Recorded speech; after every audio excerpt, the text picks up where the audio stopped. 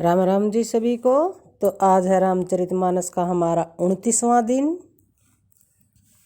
तो गाइस, आपसे रिक्वेस्ट है, प्लीज़ मेरे चैनल को सब्सक्राइब कीजिए, वीडियो को लाइक कीजिए, ज़्यादा से ज़्यादा शेयर कीजिए, ताकि हमारे श्री राम प्रभु का गुणगान, इनकी महिमा ज़्यादा से ज़्यादा हो। तो जय श्री राम। तो आज करते हैं शुरू कथा की ओर चलते हैं। राजा दशरथ जी ने प्रेम सहित सब वस्तुएं ले ली। फिर उनकी बख्शीशें होने लगी और वे याचकों को दे दी गई। तदंतर पूजा, आदर, सत्कार और बड़ाई करके अगवान लोग उनको जनवासे की ओर ले चले। विलक्षण वस्त्रों के पावड़े पड़ रहे हैं, जिन्हें देखकर कुबेर भी अपने धन का अभिमान छोड़ देते हैं। बड़ा सुंदर जनवासा दिया गया, सबको सब प्रकार का सुविधा था। सीता जी ने बारात जनकपुर में आई जानकर अपनी कुछ महिमा प्रकट करके दिखलाई। हृदय में स्मरण कर सब सिद्धियों को बुला लिया और उन्हें राजा दशरथ जी की मेहमानी करने के लिए भेजा। सीता जी की आज्ञा सुनकर सब सिद्धियां, जहाँ जनवासा था वहाँ सारी संपदा, सुख और इंद्रपुरी के भोग विलास के लिए गई। बरातियों ने अपने अपने ठहरने के स्थान देखे तो वहाँ देवताओं के सब सुखों को सब प्रकार से सुलभ पाया। इस ऐश्वर्य का कुछ भी भेद कोई जान न सका। सब जनक जी की बड़ाई ही कर रहे हैं। श्री रघुनाथ जी यह सब सीता जी की महिमा जानकर और उनका प्रेम पहचान कर हृदय में बहुत हर्षित हुए। पिता दशरथ जी के आने का समाचार सुनकर दोनों भाइयों के हृदय में आनंद समाता न था। संकोचवश वे गुरु विश्वामित्र जी से कह नहीं सकते थे, परंतु मन में पिताजी के दर्शनों की लालसा थी। विश्वामित्र ने उनकी बड़ी नर्मता देखी तो उनके हृदय में बहुत संतोष उत्पन्न हुआ। प्रसन्न होकर उन्होंने दोनों भाइयों को हृदय से लगा लिया। उनका शरीर पुलकित हो गया और नेत्रों में प्रेम अश्रुओं का जल भर आया। वे उस जनवासे को चले जहाँ दशरथ जी थे, मानो सरोवर प्यासे की ओर लक्ष्य करके चला हो। जब राजा दशरथ ने पुत्रों सहित मुनि को आते हुए देखा, तब हर्षित होकर उठे और सुख के समुद्र में तहासी लेते हुए चले।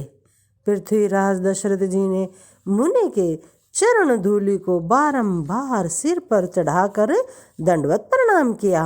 विश्वामित्र जी ने राजा को उठकर हृदय से लगा लिया और आशीर्वाद देकर कुशल पूछी। फिर दोनों भाइयों को दंडवत प्रणाम करते देखकर राजा के हृदय में सुख समाया नहीं था। पुत्रों को उठाकर हृदय से लगाकर उन्होंने अपने वियोग जनित दुस्सह दुख को मिटाया, मानो मृतक शरीर को प्राण मिल गए हों। फिर उन्होंने वशिष्ठ जी के चरणों में सिर नवाया। मुनि श्रेष्ठ ने प्रेम के आनंद में उन्हें हृदय से लगा लिया। दोनों भाइयों ने सब ब्राह्मणों की वंदना की और मन भाए आशीर्वाद पाए। भरत जी ने छोटे भाई शत्रुघ्न सहित श्री रामचंद्र जी को प्रणाम किया। श्री राम जी ने उन्हें उठाकर हृदय से लगा लिया। लक्ष्मण जी दोनों भाइयों को देखकर हर्षित हुए और प्रेम से परिपूर्ण हुए शरीर से उनसे मिले। तदंतर परम कृपालु और विनयी श्री रामचंद्र जी अयोध्यावासियों, कुटुंबियों, जाति के लोगों, याचकों और मंत्रियों, मित्रों सभी से यथायोग्य मिले। श्री रामचंद्र जी को देखकर बारात शीतल हुई। राम के वियोग में सबके हृदय में जो आग जल रही थी वह शांत हो गई। प्रीति के रीति का बखान नहीं हो सकता। राजा के पास चारों पुत्र ऐसी शोभा पा रहे हैं मानो अर्थ, धर्म, काम और मोक्ष शरीर धारण किए हुए हों। पुत्रों सहित दशरथ जी को देखकर नगर के स्त्री पुरुष बहुत ही प्रसन्न हो रहे हैं। आकाश में देवता फूलों की वर्षा करके नगाड़े बजा रहे हैं और अप्सराएं गा गा कर नाच रही हैं।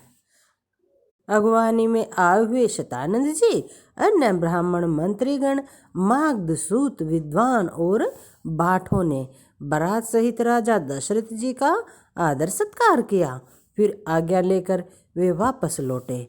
बारात लगन के दिन से पहले ही आ गई है, इससे जनकपुर में अधिक आनंद छा रहा है। सब लोग ब्रह्मानंद प्राप्त कर रहे हैं और विधाता से मना कर कहते हैं कि दिन रात बढ़ जाए, अर्थात बड़े बड़े हो जाएं। श्री रामचंद्र जी और सीता जी सुंदरता की सीमा है और दोनों राजा पुण्य की सीमा है। जहाँ तहाँ जनकपुर वासी स्त्री पुरुष के समूह इकट्ठे होकर यही कह रहे हैं, जनक जी के सुकृत मतलब कि पुण्य की मूर्ति जानकी जी हैं और दशरथ जी के सुकृत देह धारण किए हुए श्री राम जी हैं। इन दोनों राजाओं के समान किसी ने शिव जी की आराधना नहीं की और न इनके समान किसी ने फल ही पाए। इनके समान जगत में न कोई हुआ, न कहीं है, न होने का ही है। हम सब संपूर्ण पुण्यों की राशि हैं जो जगत में जन्म लेकर जनकपुर के निवासी हुए और जिन्होंने जानकी जी और श्री रामचंद्र जी की छवि देखी है। हमारे सरीखा विशेष पुण्यात्मा कौन होगा। और अब हम श्री रघुनाथ जी का विवाह देखेंगे और भली भांति नेत्रों का लाभ लेंगे। कोयल के समान मधुर बोलने वाली स्त्रियां आपस में कहती है कि हे सुंदर नेत्रों वाली, इस विवाह में बड़ा लाभ है। बड़े भाग्य से विधाता ने सब बात बना दी है। ये दोनों भाइयों सहित हमारे नेत्रों के अतिथि हुआ करेंगे। जनक जी स्नेहवश बार बार सीता जी को बुलावेंगे और करोड़ों कामदेवों के समान सुंदर दोनों भाई सीता जी को लेने विदा कराने आया करेंगे। तब उनकी अनेकों प्रकार से पहुनाई होगी। सखी, ऐसी ससुराल किसे प्यारी नहीं होगी। तब हम सब नगरवासी श्री राम जी और लक्ष्मण जी को देख देख कर सुखी होंगे। हे सखी, जैसा श्री राम लक्ष्मण का जोड़ा है वैसे ही दो कुमार राजा के साथ और भी हैं। वे भी एक श्याम और दूसरे गौरवर्ण के हैं। उनके भी सब अंग बहुत सुंदर है। जो लोग उन्हें देख आए हैं वह सब यही कहते हैं कि एक ने कहा, मैंने आज ही उन्हें देखा है। इतने सुंदर हैं मानो ब्रह्मा जी ने उन्हें अपने हाथों संवारा है। भरत तो श्री रामचंद्र जी की ही सकल सूरत के हैं। स्त्री पुरुष उन्हें सहसा पहचान नहीं सकते। लक्ष्मण और शत्रुघ्न दोनों का एक रूप है। दोनों के नक्शे शिखा तक सभी अंग अनुपम है। मन को बड़े बड़े अच्छे लगते हैं, पर मुख से उनका वर्णन नहीं हो सकता। सखियां आपस में बातें कर रही हैं कि उनके जो दो भाई हैं वे भी बहुत सुंदर हैं।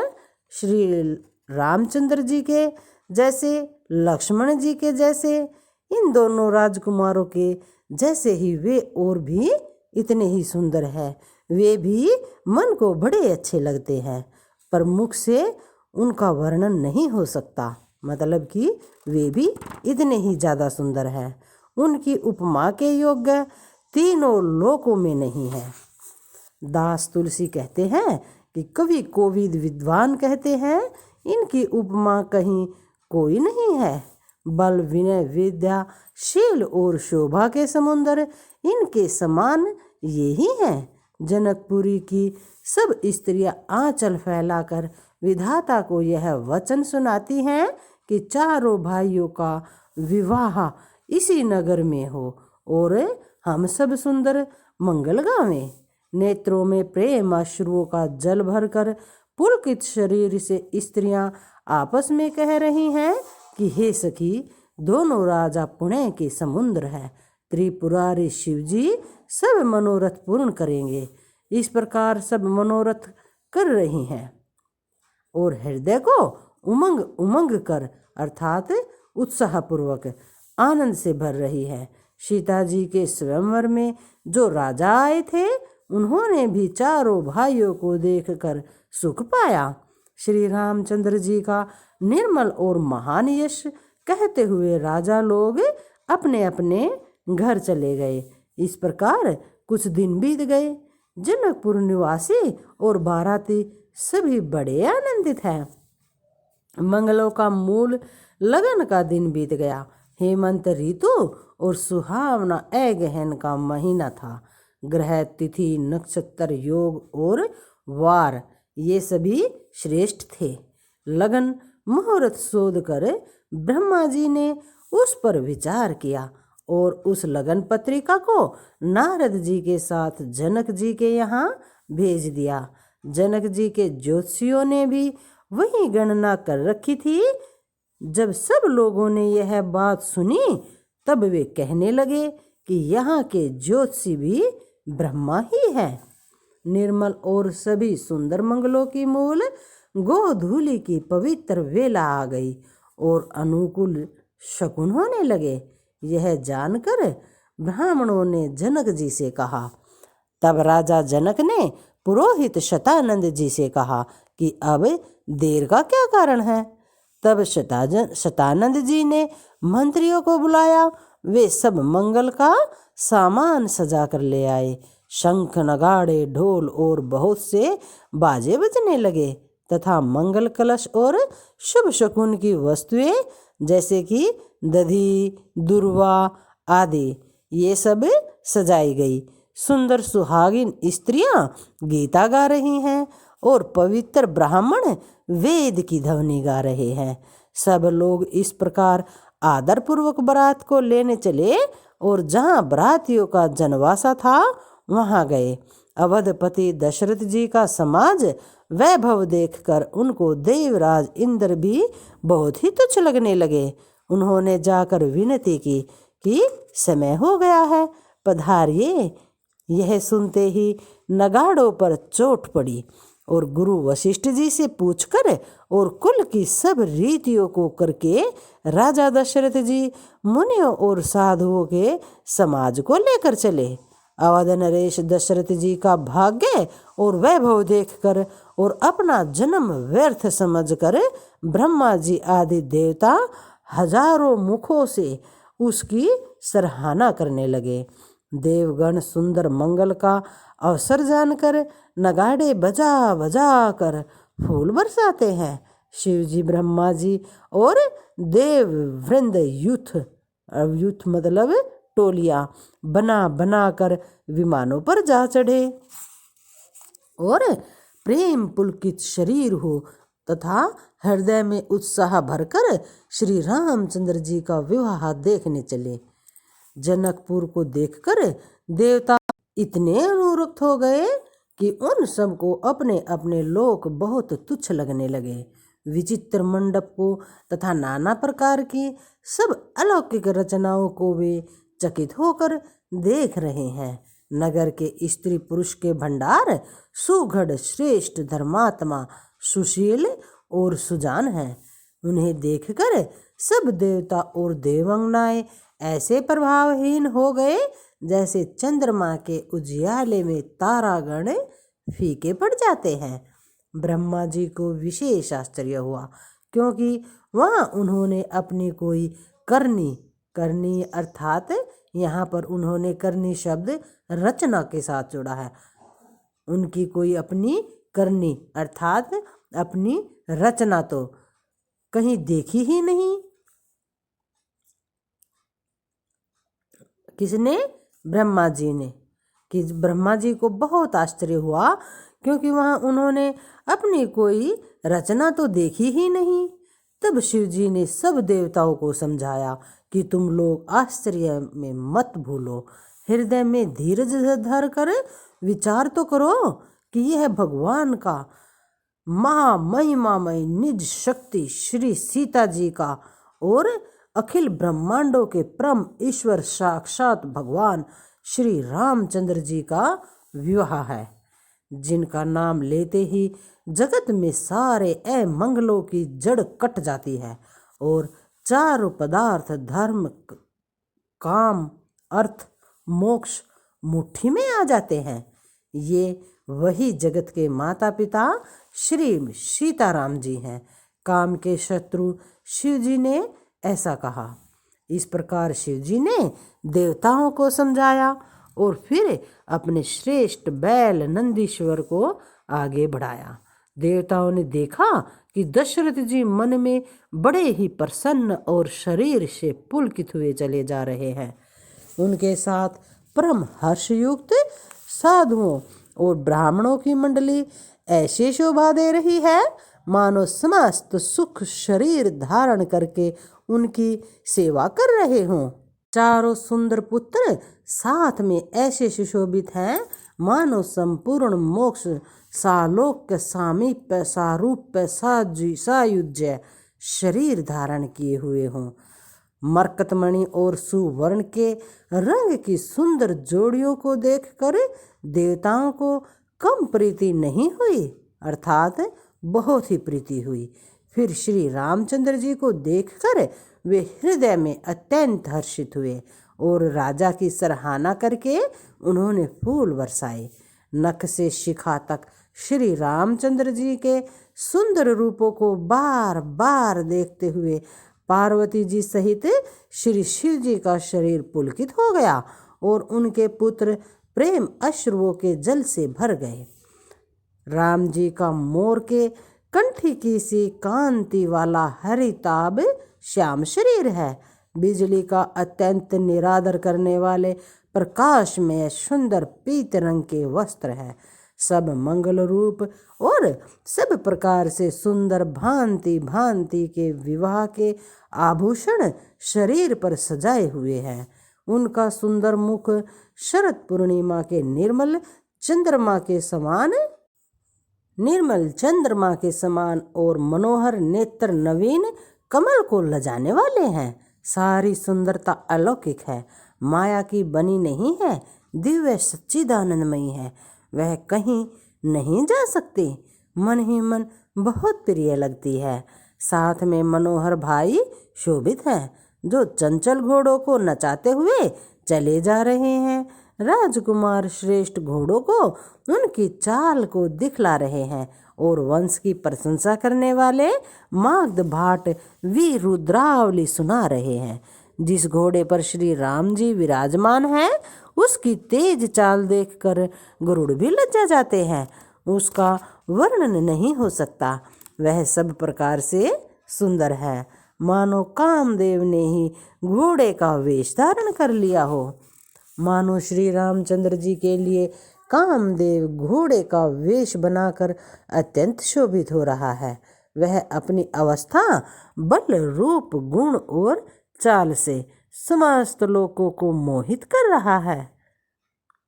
सुंदर मोती मणि और माणिक्य लगी हुई जड़ाऊ जीन ज्योति से जगमगा रही है। उसकी सुंदर घुंघरू लगी ललित लगाम को देखकर देवता मनुष्य और मुनि सभी ठगे जाते हैं। प्रभु की इच्छा में अपने मन को लीन किए चलता हुआ वह घोड़ा बड़ी शोभा पा रहा है, मानो तारागण तथा बिजली से अलंकृत मेघ सुंदर मोर को नचा रहा हो। जिस श्रेष्ठ घोड़े पर श्री रामचंद्र जी सवार हैं उसका वर्णन सरस्वती जी भी नहीं कर सकती। शंकर जी श्री रामचंद्र जी के रूप में ऐसे अनुरक्त हुए कि उन्हें अपने 15 नेत्र इस समय बहुत ही प्यारे लगने लगे। भगवान विष्णु ने जब प्रेम सहित श्री राम जी को देखा तब वे रमणीयता की मूर्ति श्री लक्ष्मण जी के पति श्री लक्ष्मण जी सहित मोहित हो गए। श्री रामचंद्र जी की शोभा देखकर ब्रह्मा जी बड़े प्रसन्न हुए, पर अपने 8 ही नेत्र जानकर पछताने लगे। देवताओं के सेनापति स्वामी कार्तिक के हृदय में बड़ा उत्साह है, क्योंकि वे ब्रह्मा जी से ड्योढ़े अर्थात 12 नेत्रों से राम दर्शन कर सुंदर लाभ उठा रहे हैं। सुजान इंद्र अपने 1000 नेत्रों से श्री रामचंद्र जी को देख रहे हैं और गौतम जी के शाप को अपने लिए परम हितकर मान रहे हैं। सभी देवता इंद्रराज से ईर्ष्या कर रहे हैं और कह रहे हैं कि आज इंद्र के समान भाग्यवान दूसरा कोई नहीं है। श्री रामचंद्र जी को देखकर देवगण प्रसन्न हैं और दोनों राजाओं के समाज में विशेष हर्ष छा रहा है। दोनों ओर से राजसभा में अत्यंत हर्ष और बड़े जोर से नगाड़े बज रहे हैं। देवता प्रसन्न होकर और रघुकुल मणि श्री राम जी की जय हो जय हो जय हो कहकर फूल बरसा रहे हैं।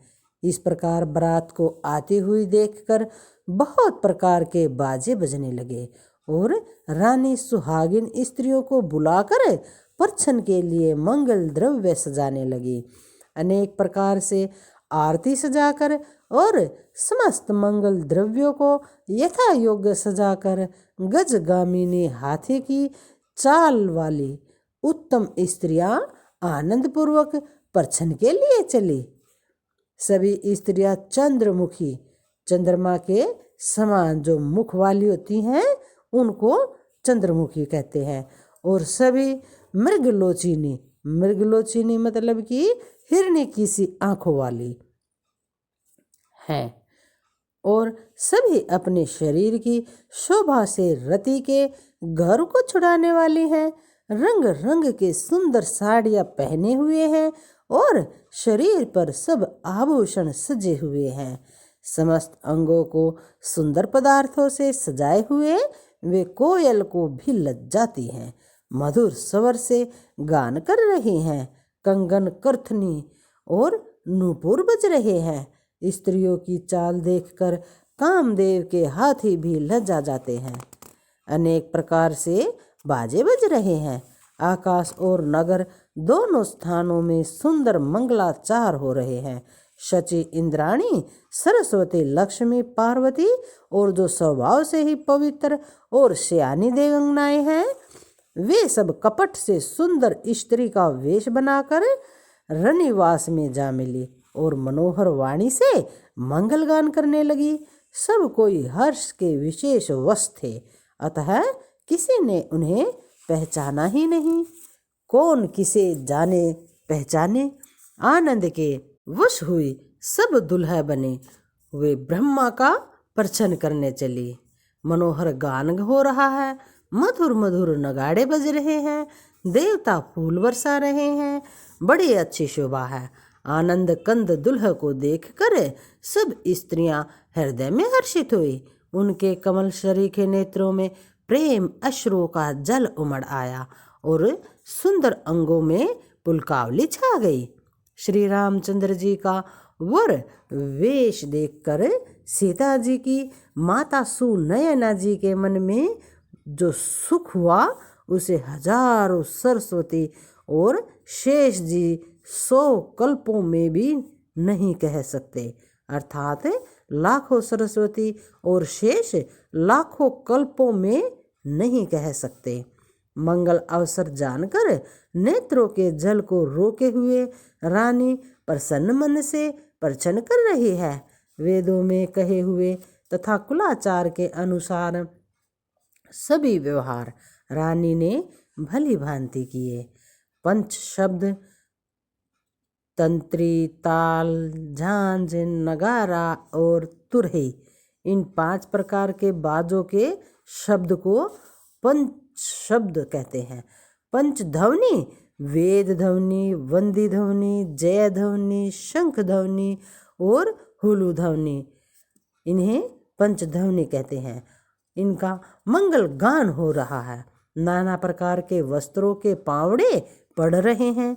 उन्होंने रानी से आरती करके अर्घ दिया तब श्री राम जी ने मंडप में गमन किया। दशरथ जी अपनी मंडली सहित विराजमान हुए। उनके वैभव को देखकर लोकपाल भी लज्जा गए। समय समय पर देवता फूल बरसाते हैं और भूदेव ब्राह्मण समय अनुकाल शांति पाठ करते हैं। आकाश और नगर में शोर मच रहा है। अपनी पराई कोई कुछ भी सुनता ही नहीं। इस प्रकार श्री रामचंद्र जी मंडप में आए और अर्घ देकर आसन पर बैठाए गए। आसन पर बैठाकर आरती करके दूल्हा को देखकर स्त्रियां सुख पा रही हैं। वे ढेर के ढेर मणि वस्त्र और गहने निछावर करके मंगल गा रही है। ब्रह्मा आदि श्रेष्ठ देवता ब्राह्मण का वेश बनाकर कौतुक देख रहे हैं।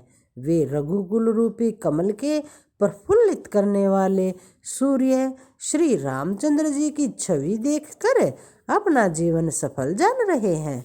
नाई बारी भाट और नट श्री रामचंद्र जी की निछावर पाकर आनंदित हो सिर नवाकर आशीष देते हैं। उनके हृदय में हर्ष समाता नहीं था। वैदिक और लौकिक सब रीतियां करके जनक जी और दशरथ जी बड़े प्रेम से मिले। दोनों महाराज मिलते हुए बड़े ही शोभित हुए। कवि उनके लिए उपमा खोज खोज कर लजा गए। जब कहीं भी उपमा नहीं मिली तब हृदय में हार मानकर उन्होंने मन में यही उपमा निश्चित की कि इनके समान ये ही है, अर्थात इनके समान और कोई नहीं है। समधियों का मिलप और परस्पर संबंध देखकर देवता अनुरक्त हो गए और फूल बरसाकर उनका यश गाने लगे। वे कहने लगे कि जब से ब्रह्मा जी ने जगत को उत्पन्न किया तब से हमने बहुत विवाह देखे और सुने, परंतु सब प्रकार से समान साज समाज और बराबरी के पूर्ण समय युक्त समधि तो आज ही देखे हैं। देवताओं की सुंदर सत्यवाणी सुनकर दोनों ओर अलौकिक प्रीति छा गई। सुंदर पावड़े और अर्घ देते हुए जनक जी दशरथ जी को आदरपूर्वक मंडप में ले आए। तो आज के लिए इतना ही, बाकी का कल पढ़ेंगे। जय श्री राम। और प्लीज़ मेरे चैनल को सब्सक्राइब कीजिए, वीडियो को लाइक शेयर ज़रूर कीजिए ताकि हमारे श्री राम प्रभु का गुणगान महिमा ज़्यादा से ज़्यादा हो। जय श्री राम।